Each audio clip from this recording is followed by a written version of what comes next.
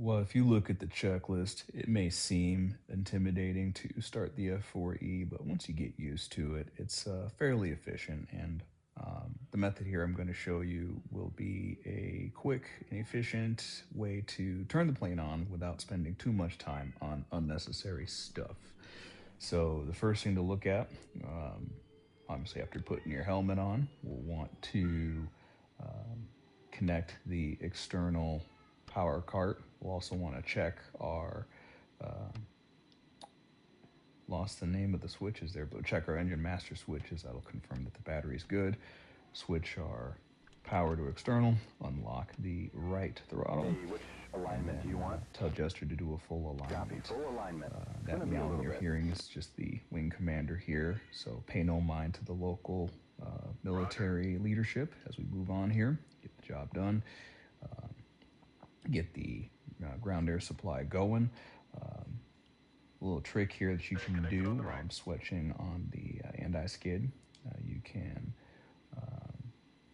actually move the throttle a little bit forward. So this is something you can do if you have a left and right throttle. Move the throttle to about halfway there, and then once the ground air supply gets to 10%, hold down the engine igniter button and let her rip there.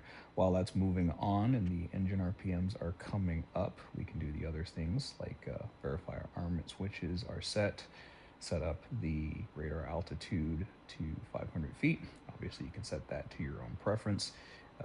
While the engine is spinning up there, we'll confirm that the oxygen is looking good. We'll test that out.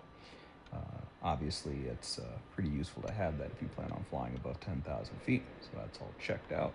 While I'm doing that, engine's at about 40% RPM.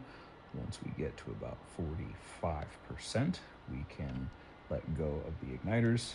I've now moved the left throttle out of idle. And now we're going through the adjuster context menu to turn on the ground air supply to the left engine. Just give it a few moments.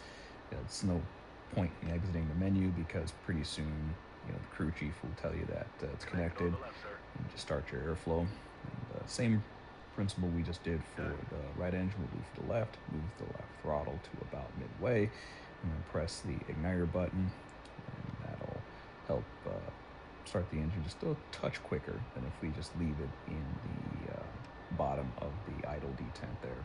So then I make a little mistake there. I didn't put the right generator all the way up to the right generator position. I just moved it to the middle.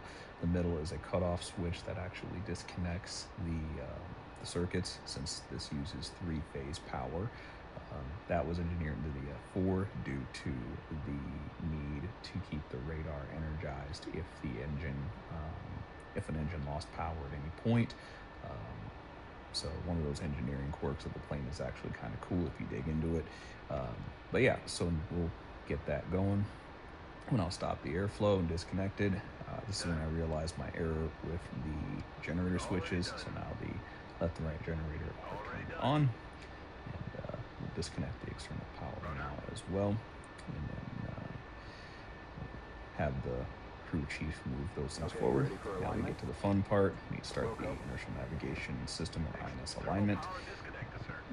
For this airplane, given the nature of the avionics, I would recommend that you set the INS to full alignment every time you fly it, and that is because the radar, as well as the other functions such as the dive toss and other computed weapon delivery methods in the plane, all use data from the inertial navigation system to do their own calculations. So to avoid degraded performance of these avionic systems, I recommend again that you go with full alignment. It seems like it takes a long time, but in truth, as we'll cut to shortly, it does not take that much time. And if you are preparing for a dive toss sortie, you'll have to go into the bomb computer and put your parameters in, set the mills, and do all that anyway. So burning 7 to 10 minutes on administrative functions is not that bad of a thing. Again, just make sure you set that to full alignment. If you do a full alignment, I have found that when you use the ground start cart instead of the cartridges, you actually get the plane spun up quicker. probably because the generators and electrics and all that are working just a tad faster than when you're sticking a cartridge in. So testing the fuel receptacle and various other things. You can also go through the flight checks with the crew chief. That's all outlined in the Heatblur manual as well as the F-4E manual. That's all to ensure that the flight controls and everything look good and work good. Not a big concern if you're loading up a completely fresh airplane. However, if you are using the persistent aircraft feature, which saves the state of the plane, you will want to make sure that that those controls and those various things are set the way they should be. Once again, that's just something you want to do because you do have the persistent mode saved. That will be something that may bite you if you don't go through the control checks. If something failed, say, in your last sortie, because you might have been cheated. So we've cut to the end of the INS alignment process. That took about 9 minutes to complete.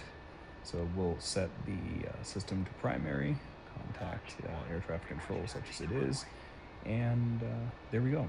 We're pretty much good to go at this point. As you can tell, starting the airplane, going through the motions of it is not terribly difficult. Just, it may seem a bit intimidating, especially if you're used to a modern jet where you flip 2 switches or you're coming from a Flaming Cliffs module, but yeah, once you get the hang of it, it's not too difficult. And starting an airplane from cold and dark should not be a process of fear. As they say in a certain Batman movie, when it comes to flying the F-4E, the fear comes later. Thanks everybody for tuning in. Catch you in the next video.